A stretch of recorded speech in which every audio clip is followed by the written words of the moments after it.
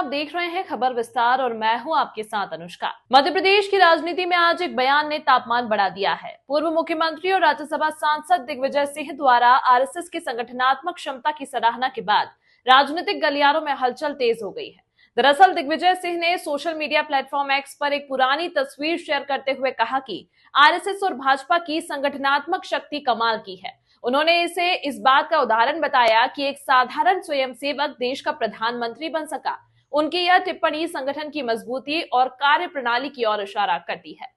रीवा वालों, अब बिजली बिल से छुट्टी। एजी सोलर के साथ पीएम सूर्य घर योजना। सोलर सिस्टम सिर्फ 78,000 रुपए में। लुमिनस, यूटीएल, वारी, टाटा पावर जैसे टॉप ब्रांड्स के साथ अभी कॉल करें स्क्रीन पर आ रहे नंबर पर। एजी सोलर, यूनियन बैंक के पास, सिरमौर चौराहा, रीवा। महात्मा गांधी रोजगार गारंटी योजना एक ऐसी योजना थी, एक ऐसा कानून था। 2005 में इसको यूपीए गवर्नमेंट ने लागू किया था और लगभग 13 महीने कांग्रेस शासित चाहे राज्य हो चाहे अन्य राज्य हो, जहां कांग्रेस शासित राज्य नहीं भी थे, वहां सभी जो राजनीतिक दल थे, जो सरकारें थी, उनसे चर्चा करके और एक कमेटी बनाई थी। उस कमेटी के अध्यक्ष से कल्याण सिंह जी, जो आपके उत्तर प्रदेश के मुख्यमंत्री थे, जबकि वो भाजपा के नेता थे। और उसके बाद जो सुझाव आए थे उसके अनुरूप महात्मा गांधी रोजगार गारंटी योजना एक कानून बना था। और उस योजना के माध्यम से एक तरफ जहां गांवों में पलायन होता था, लोग काम करने के लिए बाहर जाते थे दूसरे राज्यों में, एक तो वो रुका, प्रमुख उद्देश्य ये भी था। और दूसरा, गाँव का जो विकास हुआ, मनरेगा योजना के माध्यम से गांवों में इतना सारा काम हुआ है। अगर उसकी सूची बनाई जाए तो जब से मनरेगा योजना लागू हुई थी तो दूसरा कोई मद वहाँ पे दिखाई नहीं देगा। यहाँ तक कि मनरेगा कन्वर्जन से भी बहुत सारे डिपार्टमेंट भी काम करते थे, चाहे एग्रीकल्चर डिपार्टमेंट हो, इरिगेशन हो, आपका फॉरेस्ट डिपार्टमेंट हो, पीडब्ल्यूडी हो, और पंचायत ग्रामीण विकास तो काम किए ही है। तो गांवों का एक तरफ विकास भी हुआ है, सड़क है, आंगनवाड़ी केंद्र है। यहाँ तक कि जब हम मंत्री थे, आजीविका मिशन के जो दीदियाँ हैं, उनका जो क्लस्टर होता है, हर क्लस्टर में हमने 10-10 लाख रुपए का मनरेगा से भवन बनाने का प्रोविज़न किया था। 1000 गौशालाएँ मनरेगा से ही बनी थी, जो आज अनाथ है, जिसको भारतीय जनता पार्टी की सरकार और उनके मंत्री बोलते हैं तो सफ़ेद हाथी है। जबकि इनको अगर अच्छा खासा 40 लाख का, 42 लाख का अगर कोई गौशाला बनी हुई है, और हमारे टाइम में संचालित भी थी, आजीविका मिशन बहुत बढ़िया से संचालित कर रही थी। चारा भूसा देना इनने बंद कर दिया। यहाँ तक कि अगर बिजली कहीं कनेक्शन नहीं है तो आप इतना भी नहीं कर सकते, बिजली का कनेक्शन नहीं कर सकते हैं, पानी की व्यवस्था नहीं कर सकते, तो आप कर क्या सकते हो? इस्तीफा दे दीजिए। तो देखो, ये सरकार बातें तो करती है बड़ी बड़ी। अब अभी सुना है कि कौन सा बसामन मामा गौ अभयारण्य बनाया जा रहा है। अब जिस दिन ये अभयारण्य बन जाए और जो आवारा पशु है, जिससे किसान सबसे ज़्यादा परेशान है, उनसे जिस दिन किसानों को निजात मिल जाए, आज किसान सबसे ज़्यादा बदहाल स्थिति में है। आज किसान बड़ी मुश्किल में खाद, बीज, बिजली के लिए परेशान होता है, बड़ी मुश्किल में पैदावार करता है, और जब उसकी फसल तैयार होती है तो आवारा पशु जो है, जो गौवंश है, वो पूरी तरह से ख़राब कर देते हैं। और सरकार पूरी तरह से इस मामले को लेके निष्क्रिय है। सरकार सिर्फ इवेंट करती है, सरकार नए नए नाम लेके आती है। गौ कैबिनेट किए हुए भी 2 साल हो गए। सरकार बनने के बाद पहली गौ कैबिनेट किया था उज्जैन में, और 2 साल में कुछ नहीं हुआ। पता नहीं कितने हमारी गौ माताएं सड़कों पे, या तो जो बाड़ा बनाया था वहाँ बिना चारा भूसा के उनका मृत्यु हो गया। तो इसके लिए कौन जिम्मेदार है? तो ये सरकार ना किसान की है, ना शिक्षित युवा बेरोजगार की है, ना अनुसूचित जाति जनजाति की है, ना महिलाओं की है। सिर्फ ये सरकार बड़े बड़े उद्योगपतियों की है, और बहुत इवेंट्स करते हैं डेवलपमेंट्स के नाम पे। तो ऐसा डेवलपमेंट किस काम का? डेवलपमेंट्स में अगर हो, विकास हो, तो उस विकास के दायरे में देश में रहने वाला, प्रदेश में रहने वाला, ज़िले में, गांव में रहने वाला हर व्यक्ति को अगर उसका लाभ मिलता है, हर व्यक्ति अगर खुशहाल होता है, तब तो विकास का कोई मतलब है। और विकास की बात अगर करें तो बुनियाद तो कांग्रेस सरकार ने रखी थी।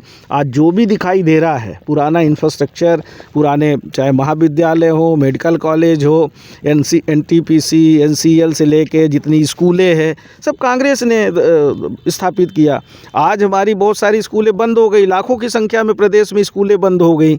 तो ये शिक्षा को भी नहीं अच्छे से संचालित कर पा रहे हैं, स्वास्थ्य सुविधाओं को भी अच्छे से संचालित नहीं कर पा रहे हैं। सरकारी अस्पताल में चले जाइए, क्या दुर्दशा होती है। मजबूरी में सब प्राइवेट में भागते हैं और वहाँ जाते लूट के आ जाते हैं। तो ये हालात है भारतीय जनता पार्टी की सरकार में। तो भारतीय जनता पार्टी के नेता मुगालते में नहीं रहे, वो कांग्रेस में थे, कांग्रेस में रहेंगे। रही बात बयान की, तो उनका वो अपना व्यक्तिगत ओपिनियन होगा। कांग्रेस पार्टी ने हमेशा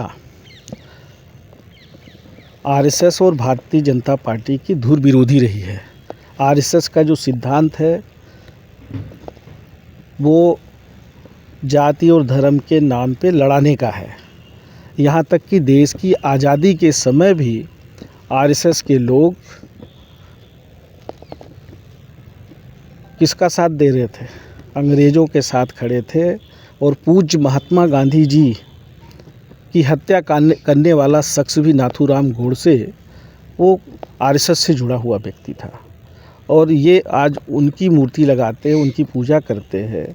तो ऐसे लोगों से तो कांग्रेस पार्टी का कभी समन्वय हो ही नहीं सकता। कांग्रेस पार्टी के कार्यकर्ता हर गांव में, हर शहर में है। कांग्रेस पार्टी बहुत बड़ी विशाल पार्टी है। और कांग्रेस पार्टी की जो विचारधारा है, कांग्रेस पार्टी की विचारधारा सभी जाति और धर्म को जोड़ने की है, सर्वधर्म समभाव की है, और जो हमारा भारतीय संविधान है उसके अनुरूप चलने की है। तो कांग्रेस पार्टी हमेशा अजर अमर रहेगी और कांग्रेस पार्टी कभी झुकने वाली नहीं है। चाहे कोई भी परिस्थिति आए, किसी भी तरह की चुनौतियां हों, हम सब लोग मिलकर देश की जनता जनार्दन के लिए, देश का जो संविधान है उसको बचाने के लिए, संवैधानिक संस्थाएं बचाने के लिए निरंतर हमारे नेता आदरणीय राहुल गांधी जी उस लड़ाई को लड़ रहे हैं। हमारे राष्ट्रीय अध्यक्ष खड़गे जी उस लड़ाई को लड़ रहे हो। कांग्रेस पार्टी की नेता श्रीमती प्रियंका गांधी जी से लेके सभी कांग्रेस पार्टी के नेता इस तरह के जो विचारधारा देश में काम कर रही है, जो रोज़गार की बात नहीं करते हैं, किसानों की आय दोगुनी करने की बात करते थे, उसका कहीं पता नहीं है। आज आदिवासी भाइयों की ज़मीन, जल जंगल और ज़मीन जिस पे अधिकार हमारे वन भूमि पे हमेशा खनिज संपदा हो, वन संपदा हो, आदिवासी भाइयों का रहा है। आज उनकी ज़मीनें बड़े बड़े उद्योगपतियों को लुटाने का काम कर रहे हैं। और कोई आदिवासी अगर 5 डिसमिल भी ज़मीन के लिए आवेदन करता है तो उसका पट्टा रिजेक्ट हो जाता है, उसको पट्टा मिलता नहीं है, उसका आवेदन पे सुनवाई नहीं होती। लाखों इस तरह के आवेदन प्रदेश में रिजेक्ट हो चुके हैं। और एक तरफ बड़े बड़े उद्योगपतियों को हज़ारों एकड़ ज़मीन आवंटित कर देते हैं। तो इस विचारधारा से तो कांग्रेस पार्टी हमेशा लड़ी है और लड़ती रहेगी। सिंगरौली में लगातार पेड़ों की कटाई हो रही है, उसके लिए आप लोग कभी लड़ाई भी हुई, हाल ही में लड़ी थी, अभी भी किसानों। देखो, माननीय सुप्रीम कोर्ट ने अभी कल ही एक बहुत बड़ा निर्णय दिया है। ये पर्यावरण को जो प्रदूषित करने का काम कर रहे हैं, जंगल की कटाई का, जो हमारा जो पुरानी जो हमारी धरोहर है उसको जिस तरह से नष्ट करने का, जहाँ सारे उद्योगपतियों का, बड़े बड़े जो है खासकर 2-4 लोगों का एकदम उन्हीं चीज़ों पे जो हमारी संपदा है, खनिज संपदा है, उसका दोहन करने पे नज़र लगी हुई है। और प्रकृति के साथ क्या, ये पहले भी तो पता था, पहले भी सरकारें थी, हमारी सरकार कई वर्ष रही देश और प्रदेश में, कभी भी इस तरह से कहीं भी इस तरह के काम नहीं होने दिया। राहुल गांधी जी ने, हमें ध्यान है छत्तीसगढ़ में और कई राज्यों में कहीं भी अगर इस तरह का विषय था भी तो वहाँ कांग्रेस पार्टी ने रोक लगाने का काम किया। तो ऐसा नहीं है कि पहले ये पता नहीं था, पर ये जिस तरह से कर रहे हैं अभी, ये हम समझते हैं कि पर्यावरण और प्रकृति के साथ खिलवाड़ है। आज आप देखिए दिल्ली वगैरह में आज सांस लेने में कठिनाई हो रही है। ऐसे कई, सिंगरौली चले जाइए आप, क्या स्थिति है। NTPC NCL की स्थापना कांग्रेस ने किया था, पर पुनर्वास की व्यवस्था भी की थी और कभी भी इस तरह का दोहन नहीं होने दिया। तो ये जो चल रहा है ये बहुत ख़तरनाक है, इस पे रोक लगनी चाहिए। और मुझे पूरा विश्वास है कि हम लोग, हमारे नेता, कांग्रेस पार्टी के एक कार्यकर्ता इस पे लड़ाई लड़ेगा और सरकार को बाध्य होना पड़ेगा। माननीय न्यायालय ने जिस तरह से अभी राहत दी है, तो पूरी उम्मीद है कि माननीय न्यायालय इस पे लगातार हस्तक्षेप करेगा। किसानों के साथ जिस तरह पर वार्ता पुलिस कर रही है सिगरौली पे, तो इसके लिए आप लोग क्या कर रहे हैं?